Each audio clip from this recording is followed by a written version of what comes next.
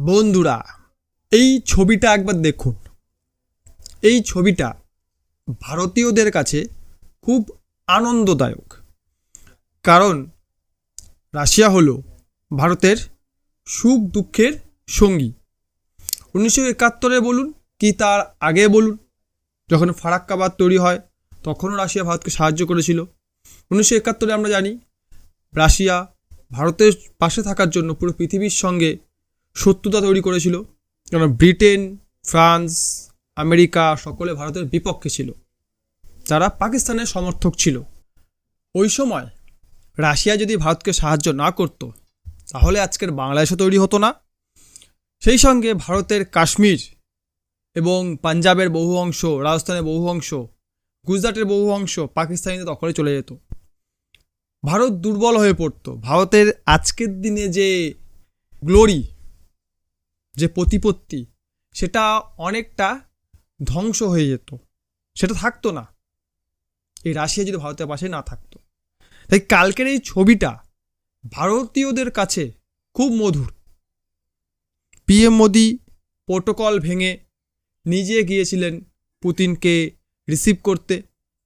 এটা প্রথমবারের জন্য নয়, এর আগে উনি বহু লিডারকে রিসিভ করেছে, যেমন সৌদি আরবের প্রিন্সকে, ফ্রান্সের প্রেসিডেন্টকে উনি রিসিভ করেছেন। এরকম বহু লিডারকে উনি রিসিভ করেছেন। কাতারের যে শেখ রয়েছে তাকে, এরকম বহু লিডারকে উনি রিসিভ করেছেন। কিন্তু এটা স্পেশাল। কেন স্পেশাল? কারণ ভ্লাদিমির পুতিনের ওপর আমেরিকা সহ গোটা ইউরোপ স্যাংশন চাপিয়ে রেখেছে। 2 নম্বর কথা, ইন্টারন্যাশনাল ক্রিমিনাল কোর্ট পুতিনের এগেনস্টে ওয়ারেন্ট জারি করে রেখেছে যে তাকে দেখা মাত্রই অ্যারেস্ট করো। মজার বিষয় হলো, এই ইন্টারন্যাশনাল ক্রিমিনাল কোর্টকে ভারত আবার ঢুকতে দেয়নি। এমন না যে ব্যান করে রেখেছে, কিন্তু ঢুকতে দেয়নি। ভারতে এর কোনো অস্তিত্ব নেই। ফলে পুতিন এখানে সেফ। যেমন চায়নায় সেফ, নর্থ কোরিয়ায় সেফ, সেরকম ভারতে উনি সেফ। শুধু তাই নয়, রাশিয়া থেকে তেল কেনার জন্য ভারতকে ধমকি দিচ্ছে। ভারতের ওপর 50% ট্যারিফ চাপিয়ে রেখেছে আমেরিকা। শুধুমাত্র ভারতের ওপরই 50% ট্যারিফ চাপানো রয়েছে, যার ফলে ভারতের প্রতি বছর প্রায় $7 বিলিয়ন মতো লস হচ্ছে। জেমস থেকে আরম্ভ করে গার্মেন্টস, লাক্সারি গুডস, এইসব জিনিসের ওপর ট্যারিফ চাপিয়ে রেখেছে আমেরিকা। তারপরেও রাশিয়া থেকে তেলও কিনছে এবং রাশিয়ার প্রেসিডেন্টকে স্বাগত জানাচ্ছেন। বহু নিউজ আউটলেট, বহু ইউটিউবার এই ধরনের খবর প্রকাশ করছে যে রাশিয়া ভারতকে নিউক্লিয়ার সাবমেরিন লিজ দেবে, মানে ভাড়ায় দেবে।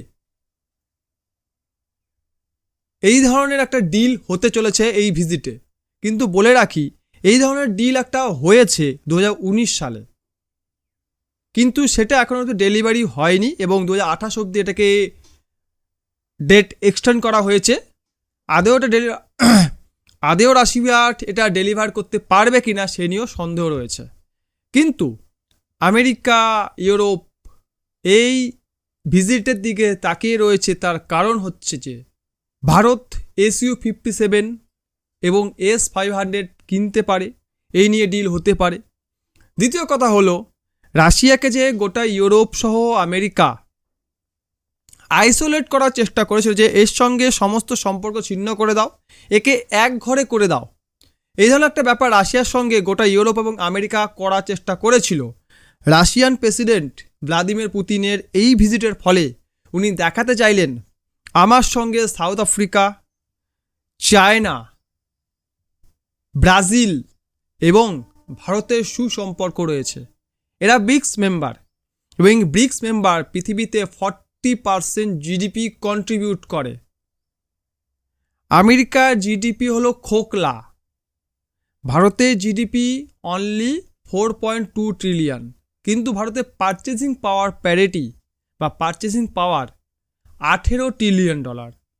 ওই কারণে রাশিয়ান প্রেসিডেন্ট বলেছিলেন, আমি বিশ্বের টপ 3 নম্বর জিডিপির সঙ্গে ডিল করতে চাইবো, নাকি ডুবন্ত ইকোনমির সঙ্গে উনি বলেছিলেন পারচেজিং পাওয়ার প্যারিটির ওপর, উনি নমিনাল জিডিপির কথা বলেননি।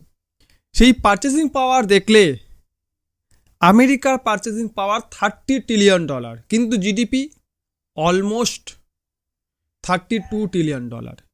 মানে জিডিপির থেকে তাদের পারচেজিং পাওয়ার কম।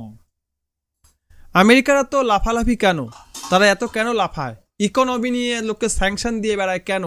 তার কারণ হচ্ছে তাদের ডলার বা মুদ্রা, তাদের যে মুদ্রা রয়েছে আমেরিকান ডলার, সেই আমেরিকান ডলারের শক্তিতেই তারা এরকম লাফালাফি করে। কারণ তার যত ইচ্ছা আমেরিকান ডলার ছাপাতে পারে এবং সেটা ভ্যালিড। ভারত যদি ছাপাতে যায় এখন ইচ্ছা অনুযায়ী, তাহলে ভারতীয় টাকার দাম পড়ে যাবে, যেমন জিম্বাবুয়ের সঙ্গে হয়েছিল, ওরকম পড়ে যাবে। যদি ভারত একটা লিমিট রেখে জিডিপির সঙ্গে সামঞ্জস্য রেখে রুপিস প্রিন্ট করে, কিন্তু আমেরিকা তাদের প্রয়োজন অনুযায়ী প্রিন্ট করে দেয়। তারা অনেক বেশি প্রিন্ট করছে, বিগত দিনে ধার মেটানোর জন্য অনেক বেশি প্রিন্ট করছে, কারণ তাদের সন্দেহ রয়েছে হয়তোবা আমেরিকান ডলারের দাম পড়ে যেতে পারে। কারণ ব্রিক্স কারেন্সি যদি একবার এসে যায় তাহলে আমাদের ডলারের ডিমান্ড কমে যাবে। এটা তো গেল আমেরিকার চিন্তা, যে রাশিয়া ভারতের সঙ্গে মিলে গেলে বা পুরোপুরি আগের মতো হয়ে গেলে, যেমন সোভিয়েত ইউনিয়নের সময় ছিল, তখন আমাদের জন্য চিন্তার কারণ হয়ে দাঁড়াবে। কিন্তু পাকিস্তানের চিন্তা কেন? পাকিস্তান তো চীনের বন্ধু ছিল, আর চীনের বন্ধুকে রাশিয়া, রাশিয়া চীনের বন্ধুত্ব রয়েছে, ভারতের সঙ্গেও বন্ধুত্ব রয়েছে, কিন্তু সেরকমই চীনের সঙ্গেও রাশিয়ার বন্ধুত্ব রয়েছে। কারণ চীন ভারতের থেকে বড় ইকোনমি, সেই সঙ্গে রাশিয়ার অন্যতম অ্যালাই, পড়োশি। আর যে চীনের সঙ্গে রাশিয়ার বন্ধুত্ব বেশি, আবার সেই চীনের সঙ্গে পাকিস্তানের বন্ধুত্ব বেশি। তাহলে পাকিস্তান কেন চিন্তা করছে? পাকিস্তান চিন্তা করছে এই কারণে, চীনের সঙ্গে তাদের বর্তমানে সম্পর্ক ঠিক নেই, কারণ তারা আমেরিকার দিকে ঝুঁকে গেছে। আমেরিকা তাদের ওপর 19% ট্যারিফ চাপিয়েছে। আমেরিকা তাদেরকে ইনভাইট করে তাদের প্রাইম মিনিস্টার, তাদের আর্মি চিফকে ডেকে খাওয়াচ্ছে, ডিল করছে। এটা দেখে চীনের তো ঝাল লেগে গেছে, কারণ চীন আমেরিকার সবচেয়ে বড় শত্রু। রাশিয়া এবং চীন দুজনেই আমেরিকার শত্রু। কারণ রাশিয়া বা সোভিয়েত ইউনিয়নকে কাউন্টার করার জন্য এই চীনকেই কিন্তু দাঁড় করিয়েছিল আমেরিকা। আজকে এই চীনই কিন্তু আমেরিকাকে চোখ রাঙাচ্ছে। চীনও কিন্তু আমেরিকার শত্রু। আর সেই কারণেই পাকিস্তান বেশি ভয় পাচ্ছে, যে চীনকে সঙ্গী করে আমি ভারতকে কাউন্টার করার চেষ্টা করছিলাম, আজকে সেই চীন আমাদের থেকে দূরে সরে যাচ্ছে। কারণ আমরা আমেরিকার দিকে ঝুঁকে যাচ্ছি, আমরা পুঁজিবাদের দিকে ঝুঁকে যাচ্ছি, আমরা আমেরিকা পা চাটতে শুরু করেছি। আমাদের লাভ কি এতে? আমরা IMF থেকে লোন পাবো, কারণ আমাদের অবস্থা খুব খারাপ। চীন আর টাকা দিতে চাইছে না। চীন অলরেডি প্রায় $60 বিলিয়ন পাকিস্তানে ইনভেস্ট করে বসে আছে, যার রিটার্ন সে কিছুই পায়নি। কিন্তু আমেরিকার কাছে অফুরন্ত ডলার রয়েছে। তারা ভারত বা চীন উভয়কে কাউন্টার করার জন্য পাকিস্তানকে ইউজ করবে, আফগানিস্তানকে কাউন্টার করার জন্য পাকিস্তানকে ইউজ করবে। এবং সেই ইউজ করার জন্যই তারা এর আগেও পাকিস্তানকে টাকা দিয়েছে। আজকের দিনে পাকিস্তানে যত উগ্রপন্থী রয়েছে, যারা বিভিন্ন দেশের মধ্যে নাশকতামূলক কর্মকাণ্ড করে বেড়ায়, ভারত আমেরিকাতেও করেছে, বিশ্বের বিভিন্ন দেশে তারা ছড়িয়ে রয়েছে, বিভিন্ন জায়গায় তারা গণ্ডগোল বাঁধিয়ে বেড়ায়। এদেরকেও কিন্তু দাঁড় করানোর পিছনে আমেরিকাই দায়ী। তাই আমেরিকার সঙ্গী হওয়ার জন্য, আমেরিকার গা ঘেঁষার জন্য চীনের থেকে দূরে সরে যাচ্ছে পাকিস্তান। আর বর্তমানে রাশিয়া এবং চীন ভারতের কাছে আসছে, এটাই কিন্তু পাকিস্তানের সবচেয়ে বড় মাথা ব্যথা। কারণ পাকিস্তানও ভালো করে জানে যে এই চীন এবং রাশিয়াকে আমেরিকাও ভয় পায়। তাই আজ প্রায় 3 বছর অতিক্রান্ত হয়ে গেছে ইউক্রেন রাশিয়া যুদ্ধ, তারপরেও কিন্তু আমেরিকা ডাইরেক্টলি কোনো স্টেপ নেয়নি। বরঞ্চ ডোনাল্ড ট্রাম্প আসার পরে আমরা দেখেছি ইউক্রেনের অস্ত্র সরবরাহ কমে গেছে। চীন ডাইরেক্ট রাশিয়াকে সাহায্য করলেও চীনের ওপর কোনো নিষেধাজ্ঞা আরোপ করতে পারেনি আমেরিকা সহ গোটা ইউরোপ। কারণ করলেই তো আর নিজেরাই বিপদে পড়বে। কারণ চীন হলো ম্যানুফ্যাকচারিং হাব, যা ভারতকে চোখ রাঙায়, কিন্তু ভারতের সঙ্গে বেশি ট্যাটু করতে পারে না, কারণ সেরকম সফট পাওয়ার ভারতের কাছেও রয়েছে। কাজেই পাকিস্তানের চিন্তা করেন এটাই যে রাশিয়ার সঙ্গে বন্ধুত্ব আরও গভীর হলে চীনের সঙ্গেও অটোমেটিক গভীর হয়ে যাবে, তখন আমরা তো আইসোলেট হয়ে যাব। কারণ এর আগে 71-এ যখন আমরা পুরো পাকিস্তানকে অ্যাটাক করেছিলাম বা ওটাকে আমরা রক্ষা করার চেষ্টা করেছিলাম, কিন্তু ভারত আমাদের করতে দেয়নি। তখন ভারতকে সাহায্য করেছিল কে? সোভিয়েত ইউনিয়ন বা রাশিয়ান ফেডারেশন। কিন্তু এর মধ্যে বাংলাদেশও চিন্তিত হয়ে পড়েছে, কারণ বাংলাদেশের বর্তমান যে অবস্থা, বাংলাদেশের অ্যাকচুয়ালি কোনো মিলিটারি পাওয়ার নেই, তাদের কোনো ক্ষমতা নেই, তাদের ক্ষমতা জিরো। তারা সোশ্যাল মিডিয়াতে লাফালাফি করতে পারে, সোশ্যাল মিডিয়াতে বড় বড় কথা বলতে পারে, কিন্তু বাস্তবে তাদের কোনো ক্ষমতা নেই। এই বাংলাদেশ কিন্তু এক প্রকার চিন্তিত, এক প্রকার অবজারভার, এক প্রকার বলতে পারি কিছুই ভাবছে না। তারা জানে আমরা কোনোভাবে ভারতকে কাউন্টার করতে পারবো না। ভারত চাইলে নিমিষে আমার ধ্বংস করতে পারে। ভারত চাইলে চুপি সারে চুপি ধীরে ধীরে আমাদের এলাকা দখল করে নিলেও আমাদের কিছু বলার নেই, আমরা কিছু বলতে পারবো না। কারণ কাকে বলবো? আমেরিকার কথা ভারত শুনবে না, চায়না ভারতকে চোখ রাঙাতে পারবে না, রাশিয়ার সঙ্গে তো আমাদের কথাই হয় না। কারণ রাশিয়ার সঙ্গে কথা বলতে গেলেও ভারতকে প্রয়োজন হয়। মিডিয়েটার হিসেবে ভারত বললে একটু কথা বলে নাও, দেখো কি বলতে চাইছে, তখন রাশিয়া আমাদের কথা শুনতে চায়। কারণ ভারতের কথা রাশিয়া শোনে, ভারত কিছু বললে সেটা রাশিয়া শোনে। তাই ভারতের মাধ্যমে আমরা আমাদের দেশে নিউক্লিয়ার পাওয়ার প্ল্যান্ট তৈরি করেছিলাম, সেটাকে আজ অবধি চালু করতে পারেনি, কারণ ভারত বিরোধিতা করার জন্য। ভারত বলেছে বলে এই বন্ধ করে দাও, বন্ধ করে, রাশিয়াও বন্ধ করে দিয়েছে। কাজেই ভারত না হলে আমরা রাশিয়ার সঙ্গে কোনো কথাও বলতে পারবো না। অপরদিকে ভারত চাইলেই রাশিয়াই আমাদের ডাইরেক্ট অ্যাটাক করলেও করতে পারে, তাদের সমরাস্ত্র দিয়ে সেটা তারা করতে সক্ষম।